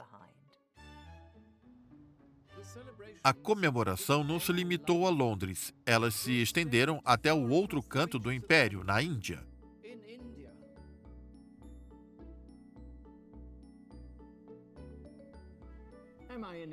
Eu estou na Índia? Não, estou na Ilha White, no Salão Durbar. Vitória foi quem adicionou essa ala fantástica ao palacete italiano do príncipe Albert. Vejam esse símbolo da sua libertação do seu passado albertiano. Seus poderes e sua compreensão do seu império e do próprio mundo expandiu bastante durante sua vida. É absolutamente fantástico. Vitória nunca foi à Índia. Como eu disse, Vitória nunca foi à Índia, porém, ele guardava um grande carinho pelos seus povos. Ela preferia muito mais ouvir histórias exóticas da Índia do que ter diálogos morosos com políticos educados em Oxford. Então havia sido decidido que no ano do seu jubileu, o sabor da Índia iria até a sua Inglaterra, na forma de 2 criados indianos vindos de Angra. Um desses criados acabou sendo o seu último grande laço emocional. O homem em questão era Abdul Karim. Ele tinha 24 anos e foi contratado como um camareiro, mas se tornaria o novo alvo da necessidade masculina de Vitória. Abdul Karim. Ele é mais claro, alto e com um semblante mais nobre e sério. Vitória adorava a companhia de Abdul Karim. Ao passar pelos corredores de Osborne House, onde flutuou o delicioso aroma das especiarias que ele trouxe consigo de Agra, canela, cravo, açafrão, cominho e noz moscada, disfarçavam o cheiro forte do cozido de repolho e carneiro. Nós vemos ele aqui. Abdul Karim trouxe todas as cores e o esplendor da Índia consigo, e Vitória os recebeu de braços abertos em sua corte. Charanbi Basu é a autora do best-seller que conta a história de Abdul Karim e da Rainha Vitória. Diferente de Brown, ele era casado. Sim, sua esposa veio junto com ele. Ela era conhecida como Senhora Karim. Ela usava um véu e vinha de uma família indiana respeitada. Ele também havia trazido sua mãe e sua sogra. Então tivemos várias mulheres muçulmanas de burca ao redor do trono. A rainha ficou entusiasmada, pois aquelas eram as primeiras mulheres praticantes da Purdah na corte. Quando Vitória gostava de um criado, ela deixava isso bem claro. Abdul logo foi promovido ao cargo de Munshi, o professor de língua hindu da rainha. Ela queria aprender sobre as pessoas comuns da Índia. Isso era importante para ela. Ela queria aprender o idioma e ele ensinava frases do cotidiano para ela. Ela adorava se exibir. Ela iria receber a visita de princesas indianas. Nada melhor do que isso para falar frases em hindustani. Quais eram as frases do cotidiano que ela aprendeu? Eram coisas simples como o chá está muito quente ou o ovo não está bem cozido. Porém, tinha algumas frases curiosas como eu terei muita saudade do Munshi e me abrace. De onde tiraram isso? Que adorável! Você acha que ela o abraçava? Acho que sim. Era um relacionamento complexo, com uma relação de mãe e filho, de avó e neto e uma amizade próxima. Ao mesmo tempo, a Rainha Victoria gostava de ter homens fortes ao seu lado. Veja o padrão. John Brown tinha 1,82 m de altura, era forte e cuidava dela. Com Abdul Karim foi o mesmo. Ele tinha 1,87 m de altura e estava sempre ao seu lado. Com certeza, os elementos físicos e sensuais estavam bastante presentes. Que revelação interessante! Ninguém da corte de Vitória gostava de Munshi. Eles o consideravam um John Brown de turbante. Vitória não notou isso, ou melhor, escolheu ignorar os sentimentos snobs e racistas contra ele. Ao escrever para Vicky, Vitória expressou muitos elogios. Ele é tão bom, gentil e compreensivo. É tudo o que eu preciso e um grande conforto para mim. Ele é uma ótima influência para os outros. Abdul Karim conseguia tudo o que queria. Se ele quisesse um quarto melhor, ele conseguia um quarto melhor. Ele ficou com o quarto de John Brown e todos notaram isso. Ela cedia a ele sua própria carruagem para passear ao redor de Balmoral e ele também voltava para a Índia nos feriados. Você pode nos contar um pouco sobre a relação dos membros da corte com Abdul? Assim que ele começou a receber esses favores, o ressentimento surgiu. A rainha os acusava o tempo todo de racismo. Ela insistia que eles fossem corteses com ele, o que não acontecia. O Munshi também colaborava com esse sentimento, pois ele era um pouco arrogante. Ele se exibia, dava ordens para os outros criados indianos, porém esse era o seu cargo. Apesar do crescente desconforto da corte, Vitória não parecia se importar. Ela não iria simplesmente abrir mão do seu carinho por seu novo e melhor amigo. Uma demonstração gritante de favoritismo em junho de 1890 incendiou ainda mais os ânimos. A rainha perdeu o seu broche enquanto subia em sua carruagem. Um dos camareiros disse que havia visto o cunhado de Abdul Karim, Homet Ali, caminhando próximo àquele local. Alguém disse à senhora Tuck, sua dama de companhia, que Ali havia apanhado o broche e vendido a um joalheiro de Windsor. Eles então colheram uma declaração dele como prova. A rainha ficou furiosa não com o ladrão, mas com a senhora Tuck. Ela alegou que na Índia era perfeitamente normal recolher coisas que não lhe pertenciam e que aquilo não era algo desonesto. Após isso, ela deu uma bronca na senhora Tuck. É isso que vocês ingleses chamam de justiça? Vocês ingleses, vindo da rainha como se refugiou na Alemanha por diversas vezes em tempos de crise, deixava evidente que ela nunca se sentiu em casa na Inglaterra, mesmo após passar seus últimos 50 anos ocupando o trono. Quanto a um outro membro da corte, Dr. Reed, esse não aprova o enorme tempo que a rainha dedicava a Munshi, especialmente por ele ficar doente com frequência. Ele precisava cuidar do Munshi e às vezes ficava acordado até meia-noite. Ele havia perdido a paciência. A rainha foi diversas vezes vê-lo em seu quarto para acariciar sua mão, receber aulas de Hindustani, acariciar seu pescoço e amaciar seus travesseiros. Sem querer ser indelicado, o que estava cometendo o pobre Munshi? Inicialmente acharam que ele estava com sarna, porém era mais grave. Havia um enorme furúnculo em seu pescoço. Como era a relação entre Reed e Munshi? Reed odiava o Munshi. Ele o considerava uma má influência. Ele era maldoso com seus conterrâneos da Índia e se considerava superior a todos eles. Você sabe dizer o que ela viu no Munshi? Foi algo que Reed não viu? Ele era exótico. Ele era uma representação da Índia. Vitória, ignorando as tradições, não deu ouvidos à infelicidade dos integrantes da sua corte. No entanto, a situação se tornou crítica quando ela insistiu para que o Munshi a acompanhasse em sua viagem anual à ensolarada Riviera.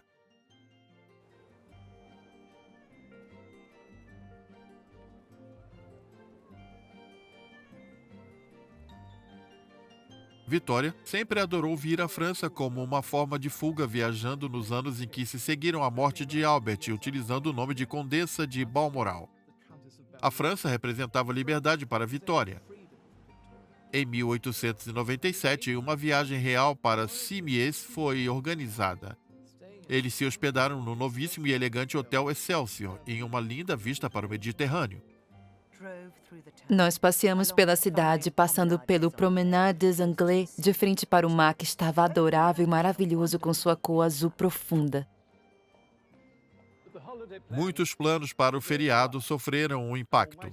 Uma notícia escandalosa estava prestes a atingir a corte vinda do Dr. Reed, que indecorosamente contou a todos o que o pobre Munshi havia contraído novamente: gonorreia. Eles utilizaram isso como uma desculpa perfeita para dizerem que se Munshi fosse a Nice, eles não iriam. Eles estariam em greve. Isso provocou o maior ataque de raiva jamais visto. A senhora Phipps foi escolhida para dizer à rainha que se o Munshi fosse, todos eles ficariam e todos se demitiriam. Quando a rainha ficou sabendo dessa rebelião, ela ficou furiosa. Ela se levantou e arremessou tudo que estava sobre a mesa: cartas, potes de tinta, canetas. A senhora Phipps saiu da sala chorando e foi contar aos outros o que aconteceu. No fim das contas, eles não se demitiram e o Munshi viajou com a rainha como de costume. Essa foi uma vitória para o Munshi.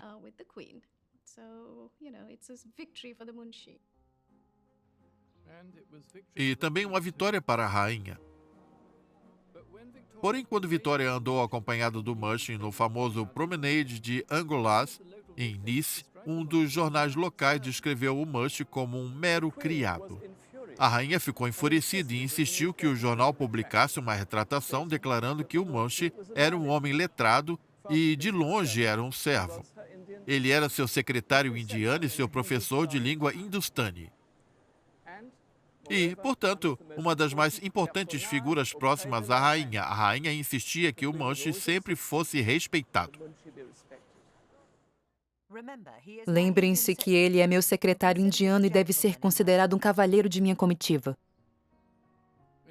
Aos olhos de Vitória, um cavalheiro não era um dono de terras abastado, mas sim alguém que possuía qualidades admiráveis, não importando sua raça ou classe. Essa é uma das qualidades mais adoráveis de Vitória, essa ausência completa de presunção e seu desprezo pelas convenções sociais. Essa era a mulher que supostamente havia ruído após a morte do seu marido aos 42 anos, mas que agora havia se tornado bem mais do que uma viúva de preto. Vitória passou seus últimos 40 anos de sua vida sem Albert, em busca de liberdade nos mais improváveis relacionamentos. E apesar de viver sua vida afastada dos olhares da população, ela se consolidou como um ícone daquela era e um símbolo do poder inglês, apenas 4 anos antes de sua morte. Nas ruas de Londres estavam abarrotadas para comemorar seu jubileu de diamante em 1897. Acredito que ninguém jamais foi recebido com tamanho clamor quanto eu ao passar aqueles 10 quilômetros de ruas. Os gritos eram ensurdecedores e todos os rostos estavam preenchidos com alegria. Vitória morreu em janeiro de 1901 após 63 notáveis anos de trono. E mais de um século após sua morte, suas palavras ainda despertam nossa atenção. Vitória deixou algumas instruções que foram entregues à sua dama de companhia, Sra. Tuck, e ao seu médico, Dr. Reed, dizendo que ela gostaria que fosse colocada em seu caixão quando ela morresse. Ela pediu pelo pijama do príncipe de consorte, várias fotografias de seus netos e de seus criados favoritos e também mechas dos seus cabelos. Talvez o mais importante fosse que em sua mão deveria ser colocada uma foto emoldurada de John Brown. E em seu dedo deveria estar o anel que ela recebeu, o anel de noivado da mãe dele. Quando passamos pelo seu mausoléu em Frogmore, que quase sempre se encontra fechado, é estranho imaginar a imagem dela deitada lá dentro, cercada de todas essas recordações.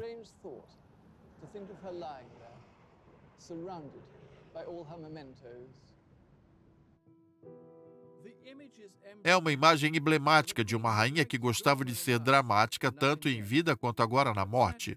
Mas, infelizmente, essa não era uma imagem que seus filhos conseguiam tolerar.